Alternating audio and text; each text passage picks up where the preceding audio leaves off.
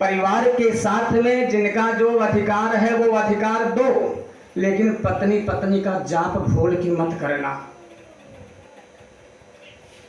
नारी नारी का जाप मत करना, क्यों नारी प्रसंगति जोर घटे,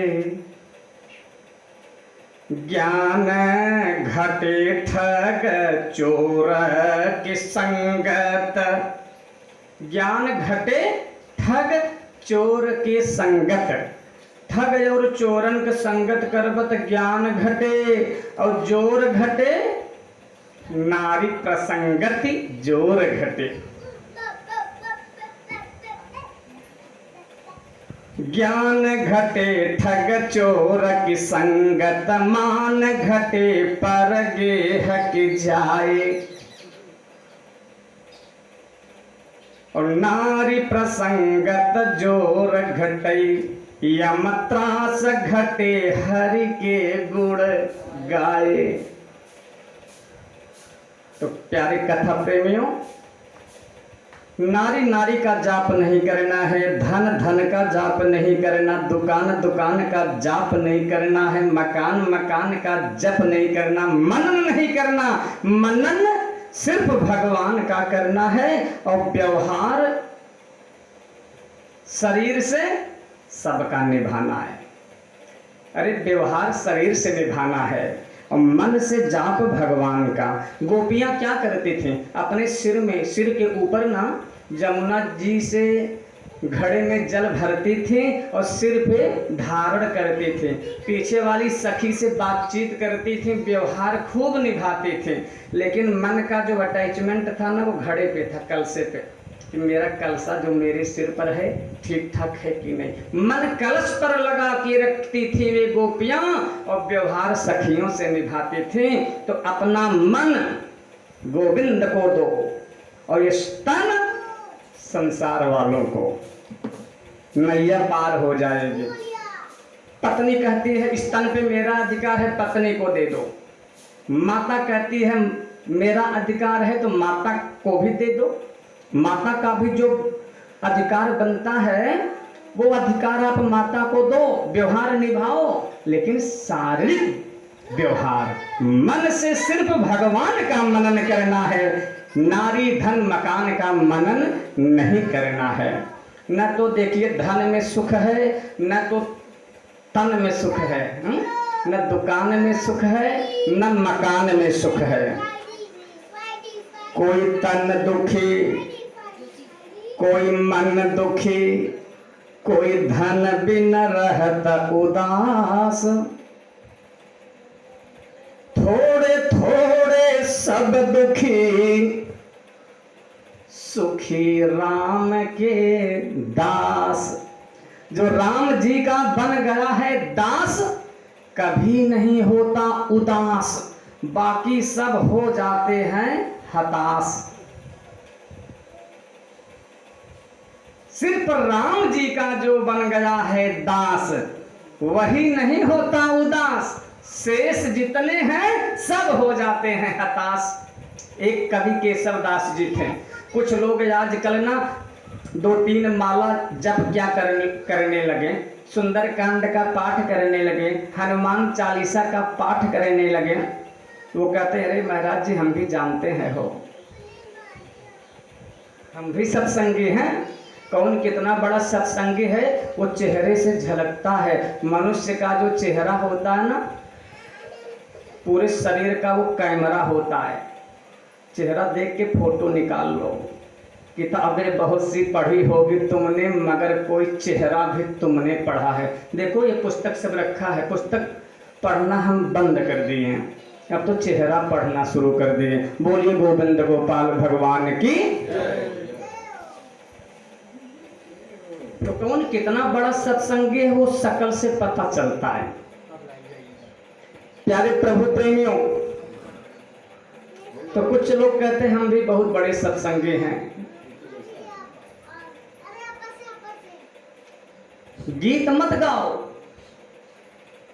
कथा सुनते हैं तो पंडित जी को मैंने इतना दान दे दिया, भोजन भी कराया, वस्त्र भी दिया, अरे गीत क्यों गाते हो प्यारे? आप क्यों गीत गाते हो? देने वाला गीत क्यों गाता है, हम नहीं समझते। अरे लेने वाला तो स्वयं गीत गाएगा, जहां जहां जाएगा वो खुद गीत गाएगा। अगर गीत गवाने की ही इच्छा है तो तगड़ा माल दो, लेने वाला खुद गीत गाना शुरू कर देगा। बोलिए भक्तवत्सल भगवान की। इसलिए दान पुण्य को छिपाओ, गीत मत गाओ। गीत गाना है, बताना है तो पाप को बताओ। क्या बताऊं, आज मुझसे बहुत पाप हो गया। पाप तो छिपाते हो प्यारे, पड़ोसी भी ना जान पावे। और पुण्य करते हो, थोड़ा बहुत धर्म कर देते हो तो गीत गाते हो। मैंने दान दिया, पुण्य किया, 2 माला डेली प्रतिदिन द्वादशाक्षर मंत्र का जप करता हूँ, हनुमान चालीसा का पाठ, सुंदरकांड का पाठ शनिवार मंगलवार को करता हूँ। इससे क्या होगा जानते हैं? सारा पुण्य छीड़ हो जाएगा। कथा देखिए, हो सकता है बतावें हम राजा ययाति की, स्वर्ग तक पहुंच जाता है दान पुण्य के बल पर, लेकिन वहां पे अपने पुण्यों का बखान इस तरह से किया कि सारा पुण्य छीड़ हो गया, दोबारा मृत्यु लोक में आना पड़ा। बोलिए भक्तवत्सल भगवान की। प्यारे प्रभु प्रेमियों, इसलिए जो अधर्म के माध्यम से जो अपने परिवार का भरण पोषण करता है, रौरव नरक में गिरता है। पाप तो करता है परिवार वालों के लिए, लेकिन पाप के भागीदारी में कोई साथ नहीं निभाता, पाप अकेले भोगता है। जब आप लोग जानते हो कि पाप कहावत है, जिकर पाप उही का बाप, पाप कोई भोगता नहीं, करने वाला ही भोगेगा। अब इस तरह से श्रोता बंधुओं, जो इसमें बताया गया है ना कि किस पाप के करने से मनुष्य जो है किस योनि में जाता है और उसके शरीर में कौन कौन सा चिन्ह दिखलाई देता है, इसको आप लोग ध्यान से सुने। अध्याय बहुत सुंदर है। गरुड़ जी प्रश्न करते हैं कि येन च पापेन यद चिन्हम प्रजायते और याम याम योनिम च गच्छन्ति तन्मे कथे केशवः। हे भगवान, हे गोविंद, हे केशव, जिन जिन पापों के करने से जो जो चिन्ह शरीर में दिखलाई देते हैं और जिन जिन योनियों में वे जीव जाते हैं, आप कृपया मुझे बताइए। भगवान प्रसन्न होते हैं। अच्छा प्रश्न आपने किया है। इससे देखने मात्र से ही पता चल जाएगा कि कौन सी स्त्री या कौन सा पुरुष कौन सा पाप किया है। उसके शरीर को देखेंगे और आप जान जाएंगे कि किस पाप के कारण इसके शरीर में यह चिन्ह दिखलाई दे रहा है। ठीक, तो ब्रह्मया क्षय रोगी स्यात्। बहुत ध्यान से सुने। ब्राह्मण की हत्या करने वाला टीबी रोग, सुखवा रोग, क्षय रोग से ग्रसित हो जाता है जो ब्राह्मण की हत्या करता है। ब्रह्मया क्षय रोगी स्यात् लिखा गया। ब्राह्मण हत्यारा टीबी रोग से ग्रसित होता, क्षय रोग से और सुखवा रोग से वह पीड़ित हो जाता है। बोलिए भक्तवत्सल भगवान की। और गोघ्नः स्यात् कुब्ज को जड़हा। गो हत्यारा, गो की हत्या करने वाला कुबड़ा होता है। कुबड़े व्यक्ति को देखे हैं आप लोग? अब किसी कुबड़े को देख के आप पूछा, हे भैया आप गो हत्या कह रहे का? पूछा और चाहे जिन पूछा, लेकिन इतना तो आपके अनुभव हो ही जाए कि हम गरुड़ पुराण की कथा सुने रहे, उनमें लिखा रहा कि गोघ्नः स्यात् कुब्जको जड़हा। गोघ्नः, गो की हत्या करने वाला, गो हत्यारा दूसरे जन्म में कुबड़ा की योनि प्राप्त करता है।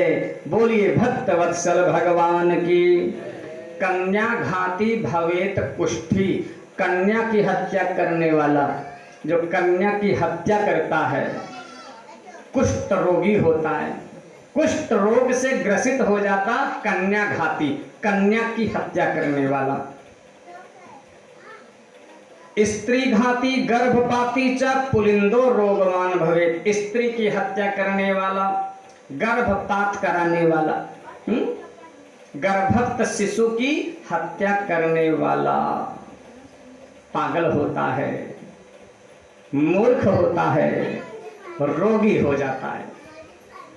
हरिद्वार में एक बहुत अच्छे संत थे, उन्हें जो प्रणाम करने जाता था ना, वो पहले ही कह देते, देखा भैया हमें स्पर्श कह के प्रणाम जिन करत जाया, जे भविष्य में कभी भी गर्भस्थ शिशु की हत्या कराया हो, और वह अपने घर का मुझे भिक्षा दान भी ना देवे जो गर्भस्थ शिशु की हत्या कराया। गर्भस्थ शिशु की जो हत्या कराता है 3 पाप लगता है। अरे मर्डर कर दोगे तो जीव हत्या होगी, पशुओं की हिंसा कर दोगे जीव हत्या होगी, गर्भस्थ शिशु की हत्या करोगे 3 पाप से बंध जाओगे। पहला, जीव की हत्या तो आप कर ही रहे हैं, बाल हत्या का दोषी बन जाओगे, जीव हत्या का दोषी बनोगे। और गरुड़ पुराण में लिखा गया, ऋषि, गर्भस्थ शिशु को क्या कहा गया है? ऋषि कहा गया। ऋषि कल्प, तो जैसे किसी ऋषि की हत्या करने से जो पाप लगता है ना, तो गर्भस्थ शिशु की हत्या करने से ऋषि हत्या का भी पापी बन जाओगे। बोलिए भक्त वत्सल भगवान की।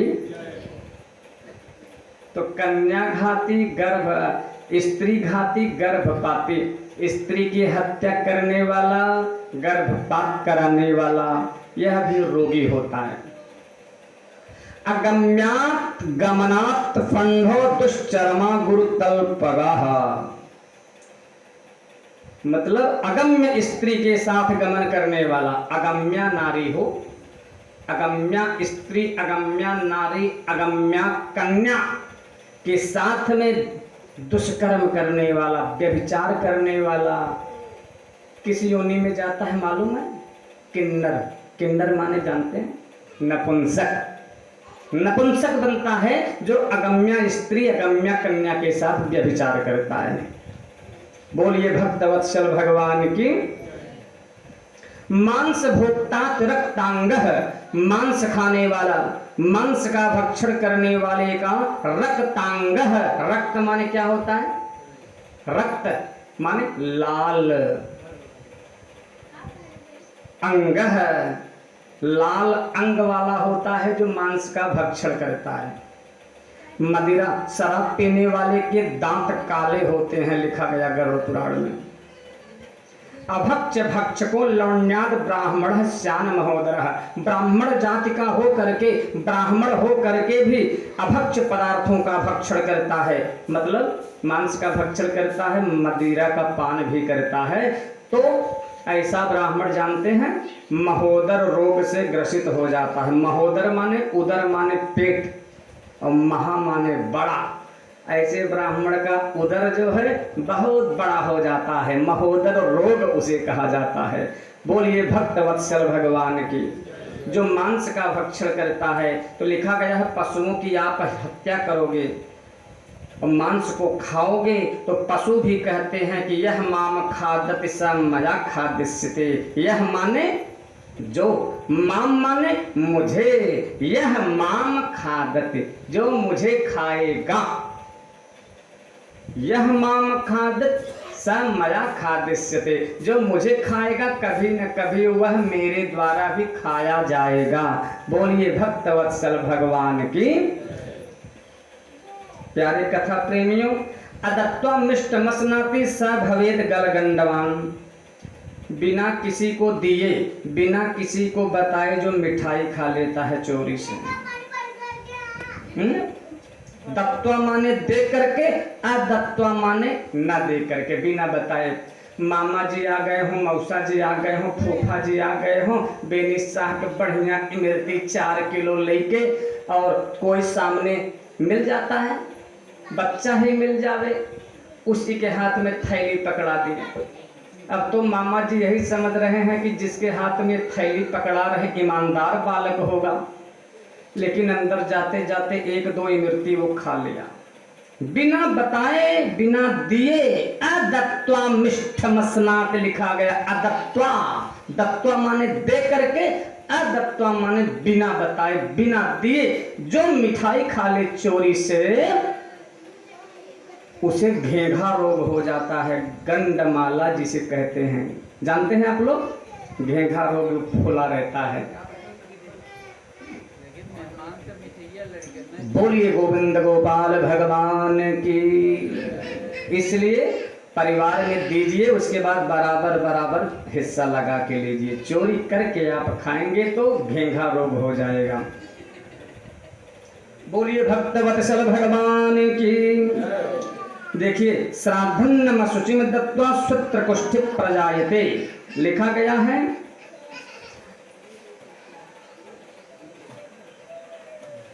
अशुद्ध जन्म देता है जो श्राद्ध के दिनों में, जैसे इस समय आपके इस मिश्रा परिवार में, दिनेश मिश्र जी के परिवार में भी इनके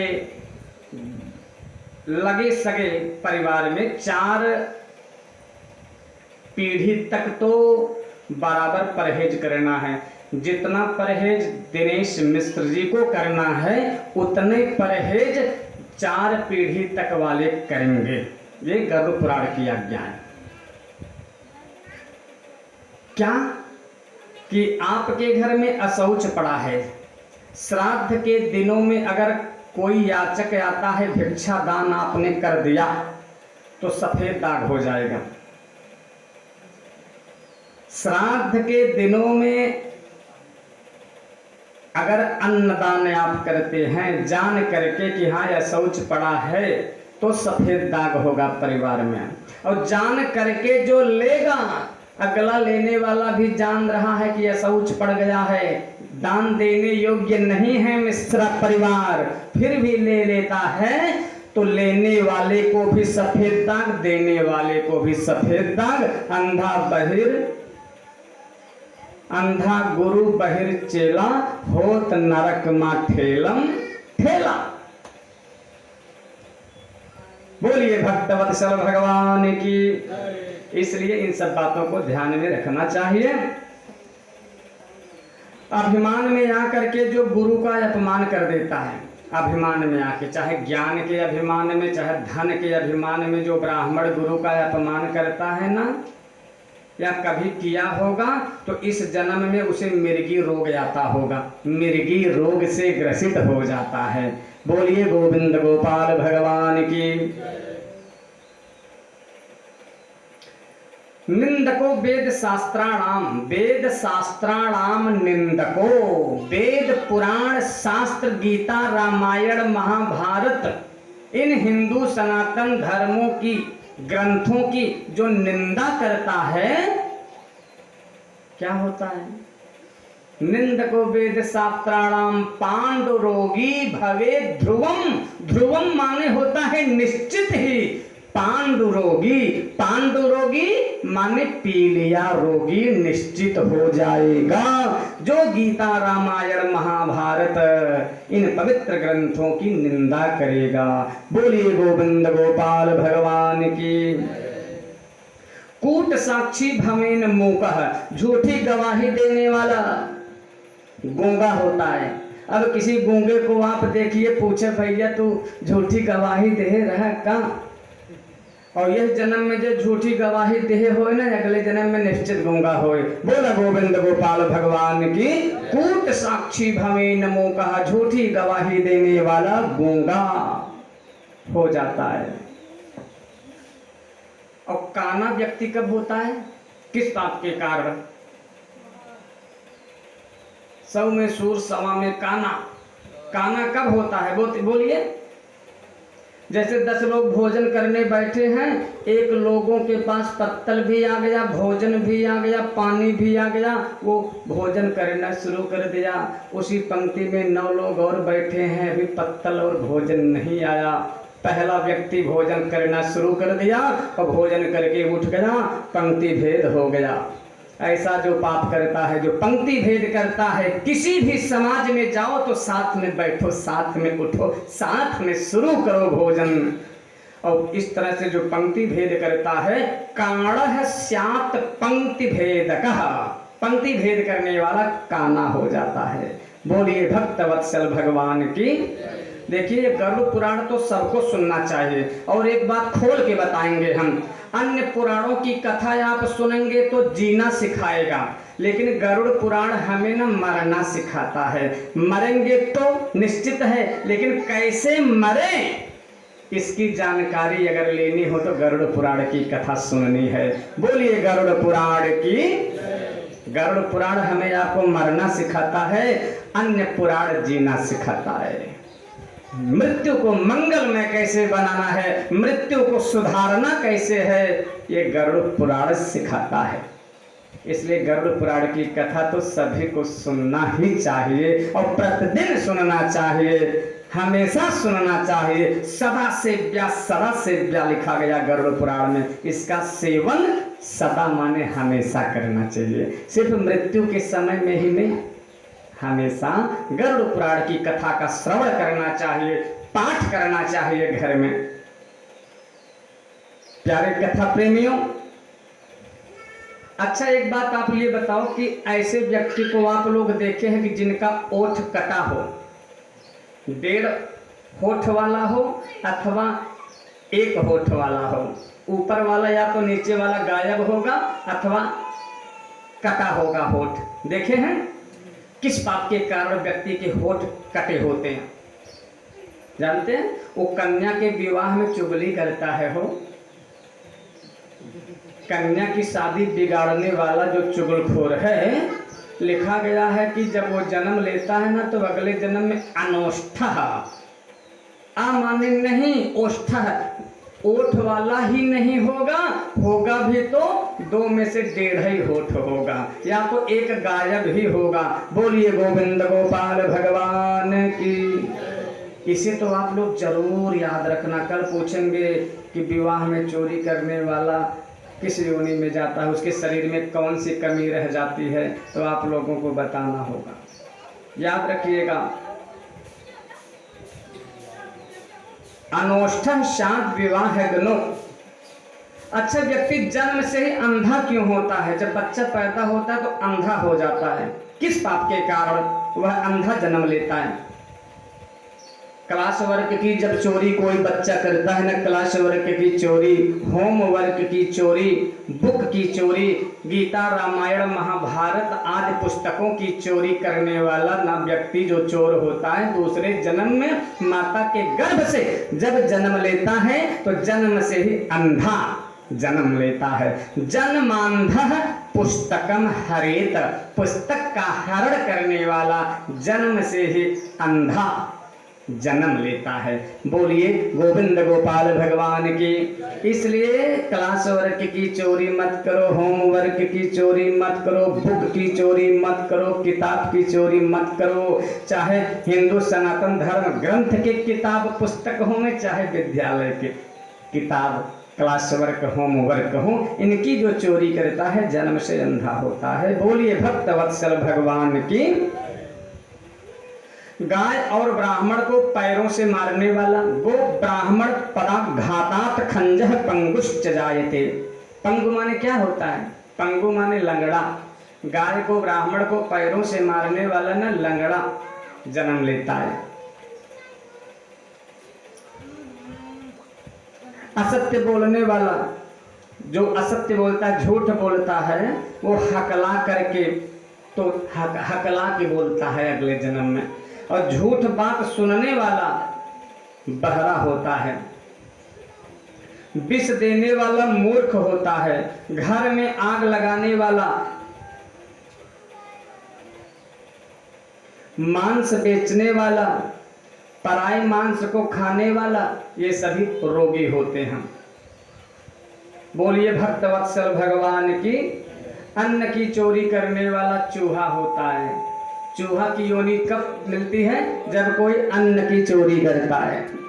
नमक की चोरी करने वाला चींटी की योनि प्राप्त करती है। हिमताज हिमगंगे और सेंट इत्र, ये सुगंधित तेल जितने हैं, सुगंधित पदार्थ जितने हैं, इनकी चोरी करने वाला छछुंदर की योनि प्राप्त करता है। कसम से कहता हूं, लिखा गया है। बोलिए भक्त वत्सल भगवान की। प्यारे कथा प्रेमियों, बोलिए भक्तवत्सल भगवान की।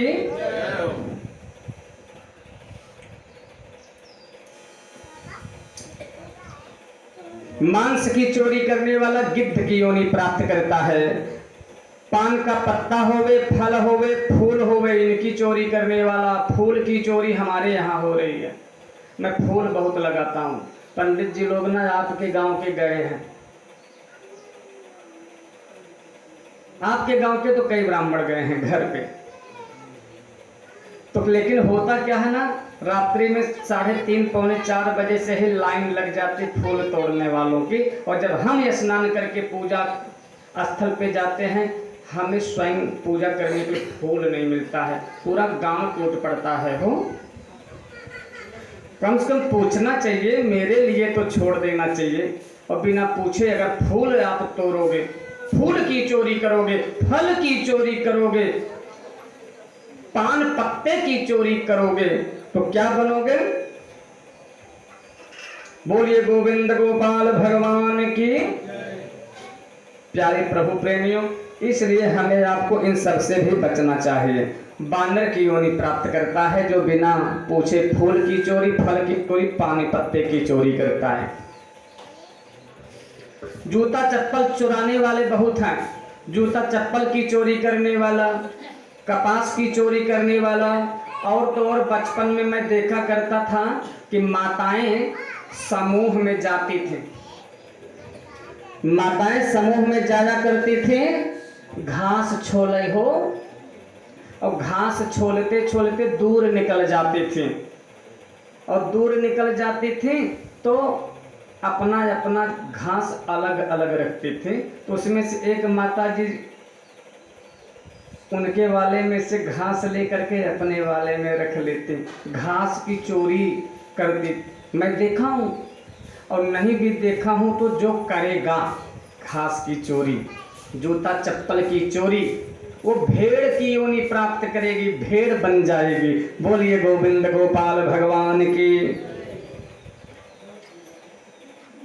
तीर्थ यात्रियों को लूटने वाला, हिंसा करने वाला, कसाई के घर बकरा की योनि प्राप्त करता है। विष खा करके जो मरता है, विष खा करके जो खुद मरता है, वो क्या होता है? पहाड़ पे काला सर्प होता है, पहाड़ों पर काला सर्प की योनि प्राप्त करता है। सदा उद्दंड रहने वाला हाथी की योनि प्राप्त करता है। बोलिए भक्तवत्सल भगवान की। अब थोड़ा सा पंडित जी के बारे में, साधु संतों के बारे में बताया गया। ऊपर से देखने में जो साधु दिखता हो, आवाज आ रही है इसमें से भी है, ऊपर से देखने पर साधु दिखता हो, ऊपर से देखने पर वो साधु दिख रहा हो, साधु संत जैसा वेशभूषा वाला हो, लेकिन उसके मन में पाप भरा हो, ऐसा साधु संत ब्राह्मण अगले जन्म में बकुलक योनि प्राप्त करते। बकुलक, बोला गोविंद गोपाल भगवान की। मन में राम राम और बगल में छुरी, ऐसा मतलब साधु वेशभूषा को धारण करके जो मन में पाप को धारण करता हो, वह बकुले की योनि प्राप्त करता है। बोलिए भक्तवत्सल भगवान की। तापस स्त्री के साथ गमन करने वाला पिशाच की योनि प्राप्त करता है। अपने पति को जो स्त्री छोड़कर दूसरे पुरुष से प्रीति करती है, ध्यान से सुने माताएं, अपने पति से रगड़ा झगड़ा करें, रगड़ा झगड़ा अपने पति से करें। अपने स्वपतिम च परित्यज्य लिखा गया, स्वपतिम, अपने पति को परित्यज्य, त्याग करके पर पुरुष को मन में धारण करती हो, पर पुरुष का चिंतन करती हो जो स्त्री, वह दो मुंह वाली सर्पिणी होती है, दो मुंह वाली सर्पिणी की योनि प्राप्त करती है। बोलिए गोविंद गोपाल भगवान की। गुरु, माता, पिता भाई बहन से बैर करने वाला हजारों जन्मों में गर्भ में ही नष्ट हो जाता है, जन्म नहीं ले पाता। जो बहू अपने सासू को गाली देती है, अपमान करती है, अपशब्द बोलती है, जो बहू सासू को गाली देवे, अपशब्द भाषा का प्रयोग करे, अरे वो आपकी सास हैं। सास किसे कहते हैं मालूम है? सास पहले जमाना में दूसरा अर्थ रहा, आज के जमाना में सास का दूसरा अर्थ हो गया। पहले जमाना में सास बहुत कड़क होती थी, हो नई नवेली बहू आती थी, क्या मजाल कि घूंघट एक हाथ से कम हो। बोलिए गोविंद गोपाल भगवान की। हम सास हैं, हे बहू मेरे सामने चैन से मत लेना सास। लेकिन अब जमाना बदल गया, अब तो बेचारी सास हो गई ना। ऐसी ऐसी बहू आती हैं कि बहू के सामने आराम से न ले पावे सास, कहते हैं उसे सास। बदल गया यार। बोलिए गोविंद गोपाल भगवान की। तो जो बहू सासू को गाली देवे, अपशब्द बोले, हुंकार तुंकार करके बात करे, जानते हैं किस योनि वह बहू किस योनि को प्राप्त करती है? ढील जानते हैं आप लोग? ढील की योनि लिखा गया, ढील की योनि प्राप्त करती है वह बहू। जू की योनि प्राप्त करती है वह बहू जो अपने सास को गाली देती है, अपमान करती है। बोलिए गोविंद गोपाल भगवान की। तो ये गरुड़ पुराण की कथा ना किसी को छोड़ा नहीं, छोटे छोटे पापों की भी सजा सुनाई गई है इस गरुड़ पुराण में। बोलिए गोविंद गोपाल भगवान की। अपने गोत्र की ही स्त्री के साथ में जो गमन करे, अपने ही गोत्र की स्त्रियों के साथ, कन्याओं के साथ जो व्यभिचार करे, वो भालू की योनि प्राप्त करता है। एकादशाह के अंदर भोजन करने वाला कुत्ता की योनि प्राप्त करता है। याद रखिएगा, एकादशाह के भीतर भोजन करने वाला कुत्ता की योनि प्राप्त करेगा, और बिना निमंत्रण का भोजन करने वाला कौवा की योनि प्राप्त करेगा। बोलिए भक्तवत्सल भगवान की। अब इसी के साथ में गरुड़ जी प्रश्न करते हैं कि यह अध्याय बहुत अच्छा था, अब हमें आप सुनाओ कि जब पापी जीव नरक जाता है और नरक से 84 लाख योनियों में किस प्रकार वह जन्म लेता है। 84 लाख नरकों को भोग कर 84 लाख योनियों में से सबसे पहले किस योनि में आता है, और राजा बनता है कि रंक बनता है, यह भी बताइए। बोलिए भक्तवत्सल भगवान की। ये अध्याय लंबा है और बड़ा अध्याय है, और अब तक के 16 अध्यायों में सबसे सुंदर अध्याय 6ठा अध्याय है। इस अध्याय को जो ध्यान पूर्वक श्रवण कर लेगा, व्यास पीठ से मैं पक्की बात कहता हूँ, 100% गारंटी लेता हूँ कि वह 84 लाख नरक कुंड में नहीं गिरेगा।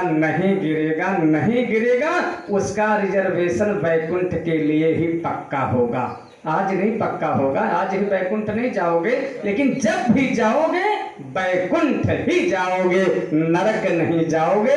अगर ईमानदारी से इस अध्याय का रसास्वादन आप सबने कर लिया तो हम चाहते हैं कि इसकी चर्चा कल करें। हम समझते हैं किताबें बहुत सी पढ़ी होगी तुमने, हाँ? चेहरा देख के हम पढ़ लेते हैं ना।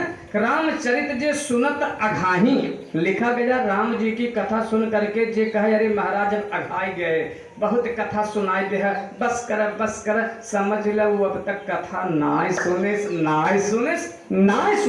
कथा सुनने पर ना जिज्ञासा, पिपासापन, तड़प बढ़नी चाहिए, घटनी नहीं चाहिए, अघाना नहीं चाहिए। लेकिन फिर भी क्या करें, कलिकाल है। आप लोग अच्छे हैं, आप लोग शेर श्रोता हैं, और भीड़ हमेशा भेड़ों की होती है और शेरों की भीड़ नहीं होती, भीड़ भेड़ों की होती है। तो आप सब शेर श्रोता हैं, जितने श्रोता हैं सब शेर हैं। मुझे कथा के माध्यम से औरैला ग्रामवासियों को भेड़ नहीं बनाना है, शेर बनाना है। इसलिए यहाँ पे जितने हैं सभी शेर श्रोता हैं। सभी को बार बार व्यासपीठ से धन्यवाद देते हुए कथा को विश्राम, वाणी को विराम, आप सब करिए आराम।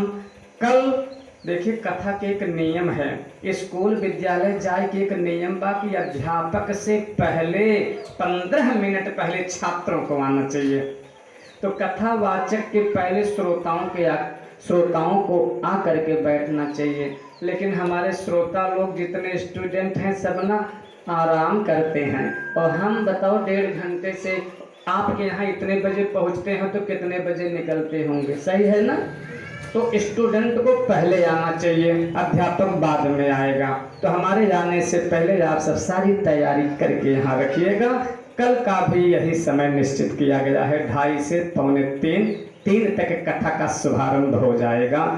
बोलिए गोविंद गोपाल भगवान की। नमः पार्वती पतये हर हर महा